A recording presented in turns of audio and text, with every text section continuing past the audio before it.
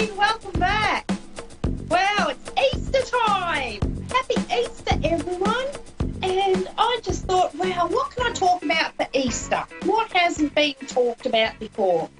And I thought, let's talk about candles and candle magic and using candles to manifest, okay? Because Easter is the time of birthing. And for you guys over there in the United States, it is the time of spring. It's the time of birthing. It's the time to come out and the celebration of the new life, the new season that's coming.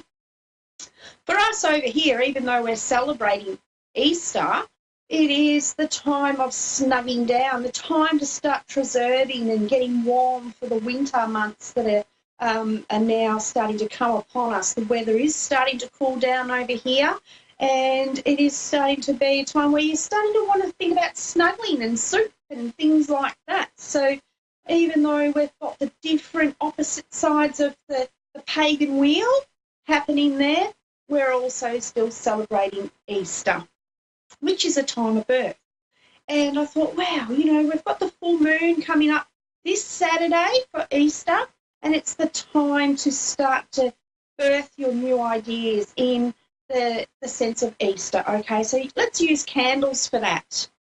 Because lighting a candle lights the way. It's like lighting the seed. And when you're using candle magic, you're actually bringing together a whole different array of elements to bring into the manifestation sequence, if you like. You've got a candle for the colour and the frequency that it resonates with, and that's also on the chakra levels. And you're using, of course, the warmth, the air, the earth, the spirit. You're using all the different elements when you're doing a little candle ritual, okay? So the colour of the candle does matter. I believe it does. I like to use different coloured candles for different things. So I quickly wrote down a few of what the colours mean for me. I've done candle rituals for many, many, many years. I love them, okay? They are so powerful, if you like, and they manifest things really, really well. You've got to, it's about your thought, it's about your intention, it's about where you focus energy. So it is a little bit like doing a vision board, but different, okay, different technique, different way of using the same type of energy, if you like. So I'll just give you an idea of what the different colour candles can be used for. So green is great for abundance. It's great for growth. It's great for confidence, all right? So if you've got an area of your life where you want to really excel or move forward, using a green candle and thinking about the number of green candles you want to use too, or the number of candles is also significant, all right? So I like to work with threes when I'm using these sorts of little rituals things. So, and I also get oils, and I anoint the candle with oils, and then I like to carve into the candle the symbols or things that I feel are important and relevant to what it is that I'm focusing on when I'm doing this, okay? I also like to sometimes use ribbon. You can use ribbon and wind some ribbon around your candle. Make it pretty. Work on it. Use that energy, okay? So, as I said, green is the colour for growth. It's the colour for confidence. It's the colour of abundance. So if you're needing more abundance in your life, and it's not just about money, cash flow, it's about abundance of, say, anything that you think you might need more of in your life, okay? Use the colour green. Blue, and I like a light blue, a really light blue candle for healing, okay? Because the colour of the healing energy is blue, all right? And it's a very gentle colour. Very light baby blue I like to use when I'm doing a healing with candles for that, okay? You can use other colour blues. Blue is a very soothing, it's a very gentle, it's an anti-inflammatory colour, so it's really good to take away situations where there's been a lot of aggression or inflammation of energy and that type of thing too. So you can use it. Think about about the colour, think about what it can do for the type of situation or the type of manifestation that you're trying to bring in for yourself, okay? Gold. Gold is a very powerful colour, all right? You can use it for protection or for deeper and a richer understanding of a situation or life. So if you're wanting to learn more on a deeper, perhaps more spiritual level, you could use a gold candle, all right, and lighting that and using that for your meditation too. You could use it in a meditation situation, okay? Which brings me to yellow and silver colour candles, which is what you use for meditation and clear thinking. But yellow is also the colour of the divine life force too. That's why you've seen the yellow halos around a lot of the biblical pictures and things like that. That's representing the aura and the colour of the divine life force, because it's not a pure white colour. It is actually a warming, nurturing kind of golden yellow colour that you get when you tune in with that golden divine life force, okay? And silver, that's really brilliant colour for clear thinking. But it's also good for protection as well, because it can be used as a deflective shield. You're lighting the colour of a mirror, if you like, okay? And it deflects that energy back. So silver and yellow are great for meditations and clear thinking and protection. White candles are for purification and protection as well. That's why white and gold candles are used a lot in churches and religious places when they need to light a candle, okay? So, and white's also for innocence and innocence with growth and that sort of thing, okay?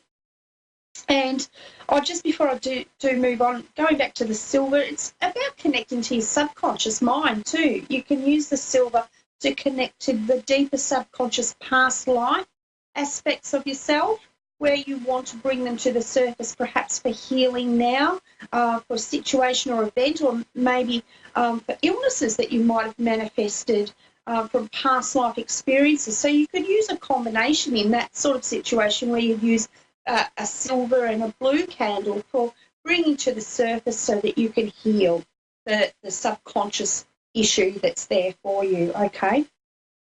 Black is for new beginnings, because from the darkness of the earth or the universe is where new beginnings come, and that's where the seeds are planted. You can also, black's like a cloak. You can put it on yourself if you feel that you're going into a situation where you don't want to be too obvious, all right? So you can use black for a protection as well. Brown candles are great for healing. Healing and grounding, all right, because the earth is very healing when you're very grounded. Sometimes you just got to get grounded, and in that grounding you can reconnect, all right, and it's full of fertility too in the brown. There's richness in brown, because if you think of the colour brown, in that you can see yellows and golds and blacks and all sorts of different colours, because it's the colour of the earth. Not just black, but browns. So within the colour of the earth, we have all the colours, okay? So brown is very grounding. Orange. This is I find orange an interesting colour, because it's the colour that some Tibetan monks wear in the colour of their robes for their spirituality, but it's also the energy that is really creative for musicians and songwriters and artists and people like anybody like hairdressers, anybody that's creative in any sort of way. Orange is a really beautiful colour for attraction, and it's also got the legal aspect to it as well. So orange is a really, it's a bright, it's a happy colour, okay? So it brings in an uplifting feeling. So if you think of the fragrance of orange, the essential oil, when you burn that in an atmosphere, it lifts everybody's spirit. It makes it a really joyous occasion when you burn orange or bergamot, as it's called, in the air at social events, okay? Then we're moving on to pink. So pink candles, they're for love and the heart, and you think of pink roses and pink for love and all that type of thing. And I'm actually, it's like pink is such a beautiful colour. It's for affection, for your soulmate, all the colours of pink, It's just such a beautiful colour. Then thinking about the colour purple. Purple has long been known for its spirituality and its connection to royalty and a higher vibration, okay? So purple is great for meditating on your spirituality, connecting to the higher vibrations, those types of things, okay? Lavender, a lavender candle, which resonates with the frequency of the lavender essential oil. Now, we all know how fantastic lavender essential oil is. The healing properties of lavender are endless. It is so calming, it's anti-inflammatory, anti-anxiety, it helps you breathe, helps you sleep, it just takes away headaches. It's just such a beautiful, beautiful oil as well as a beautiful candle to use, all right? Then we can move on to looking at the red candle. Now, red is often being used in different sorts of ceremonies in Wicca and pagan rituals, but it's also the colour of survival and creation, sexual passion, vitality, and lots of energy. So anything that you want to put lots of energy into, this could be a sporting activity. If you want to excel at sport, you would use a red with maybe an orange candle, put them together, work it so that you blending the colours that you want to achieve for what it is you want to manifest, okay? Now, when you're working with candles, you must remember to be very, very conscious of the environment that you're using them in, because you can't just leave them unattended once you've lit them, all right? So the preparation for lighting a candle is to make sure you've got a tray or a surface that if it falls over it's not going to catch fire. It's not going to spread, okay? Make sure there's no curtains that are going to blow onto it, all that sort of thing. Because often when you light the candles for things like this, it's best to let them burn out. Or if it's just before it gets to the bottom and it's for a planting or a new start, you want to blow it out and put it into the earth. Make sure you've got an area that it's safe to do this in, okay? So make sure you stay home while this is happening. Now, the full moon coming up for Saturday, full moons, I like to think of them as doing the rituals for taking away, for removing the old, and the new moons are for bringing in, okay? So, I'm going to leave that with you guys there, because I can see I've got Kim on the line. Hi, Kim, how are you? I'm really good, Michelle. Pleasure to meet you. Long-time listener, first-time caller. Oh, wow. Thank you for being Not really. here. I've always wanted to say it, though. It sounded good. But it's been a pleasure listening to you discuss the colors of the candles. Oh, thank you. Do you like burning candles or using candles for manifesting yourself or anything like that? No, I was always told that my family's sensitivities were something that we just didn't talk about or touch or delve into. So this is all new for me. That's interesting, because in my psychic development class last night, we actually spoke about that, about how our natural psychic abilities, because everybody has them, have been acknowledged, and we haven't allowed them to develop in today's culture, if you like, because they've been taken from us in a sense. Yeah, yes. So, and now we're at a time when everybody's starting to reconnect with that spiritual aspect of ourselves through our psychic awareness, through those mediumship qualities that we all have, So embrace them. They're part of you. They're your birthright. That's what I say now. Now that my grandmother has passed, I'm actually a little bit more comfortable Yeah. learning a little bit more about it. So have you found a particular question that you would like me to focus on for you today, Kim? I do. My best friend and I guess we would say the proper term would be lover passed away in December, and it's been a difficult go for me. I don't necessarily know how to handle death. I've been very sensitive about it my whole life. And I feel as though he's with me all of the time. But when he passed away, I asked the spirit, the sky, I don't know, one specific question. I asked him if he would be my husband in death where he couldn't be my husband in life. And then the last few weeks or so, I just haven't felt him around me. And I was just wondering if he is. I don't know if he's passed further than being with, the family and consoling us in our grief. Okay, well, the first thing that I've been told to explain to you. Hello, you there? Okay, we seem to have lost her. She's disappeared. Okay, but the first thing that I will go on to explain for Kim is that don't feel like he's gone, okay? When people first pass over, they do remain closer to the earth plane for a little while. There is a grieving process for them and a grieving process for us here on earth as well.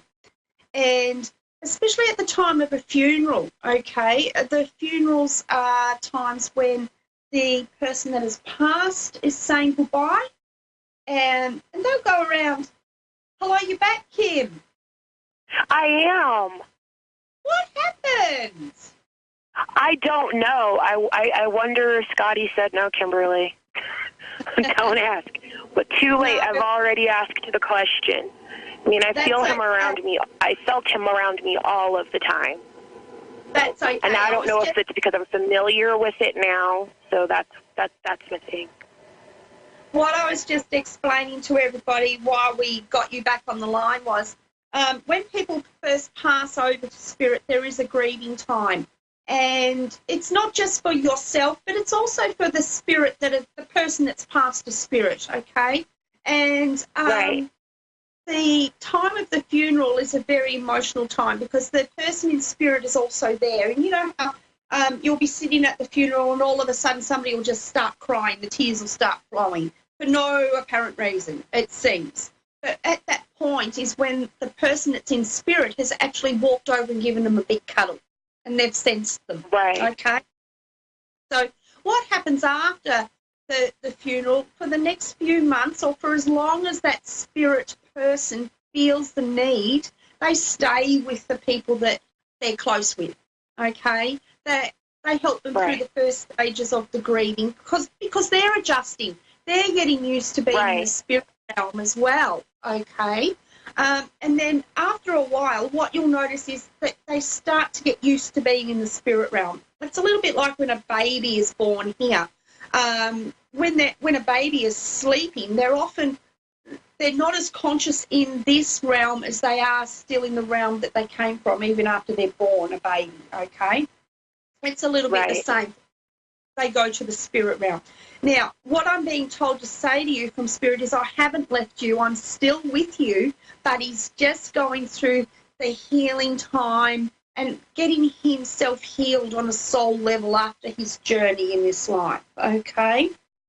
Now, I'm also being shown, I feel like it's a fluffy dog, a golden fluffy dog, okay? And I feel like this is relevant for you and him in some way. Does this make sense for you? No, all the dogs that were around at the time of his death were big and black. Big and black. I'm being shown. Yeah, that's what they had. That's what they had around the home where the incident took place. Okay, because I'm being shown. I was en route to him when it happened, so. Okay, all right. Well, I'm being shown a golden fluffy dog. I feel like this dog. Maybe I'll get one. It's with him in spirit is what I'm getting shown right now. Okay, but I'm also being told. Sorry. I said, oh, Bijou. I did have a dog that looked like that a long time ago. Wow. There you go. He's telling you it's with him in spirit. Okay. Good. So he's letting you know that he's okay and that he has your dog with him in the spirit realm. Okay.